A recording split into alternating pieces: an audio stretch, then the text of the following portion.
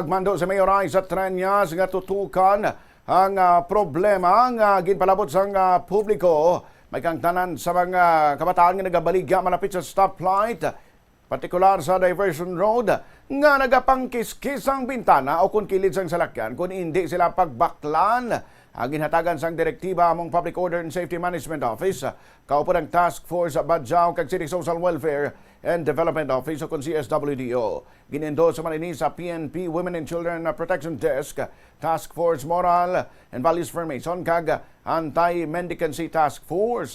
Sa interview sang Bombo Radio kay Joy Fantilaga Gorsal, ang spokesperson ni Mayor Raisa, iagin pahayag nagmando ang alkalde nga i-identify ang kabataan kag kung sa diin na mga ini nagapuyo agod mahatagan sa nagakaigo nga intervention.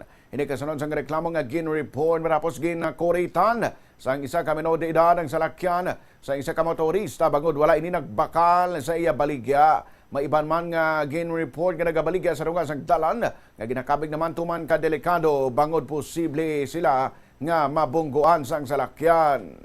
Ang report nga na-receive naton was ining mga minors bala nga kung hindi allegedly magbakal sa ilabaligya, ginakiskisan ang bintana sa salakyan o hindi gani ang kilid sa salakyan. So immediately naghatag na ni sang instruction ang aton nga alkalde si Mayor Treñas nga padeployan sang aton nga CSWDO ara man ang taga Public Order Safety Management Office kag nag-coordinate sila ka Barangay San Rafael kag sa Barangay Taft North amo ning sakop kag I think Infante sa may Molo.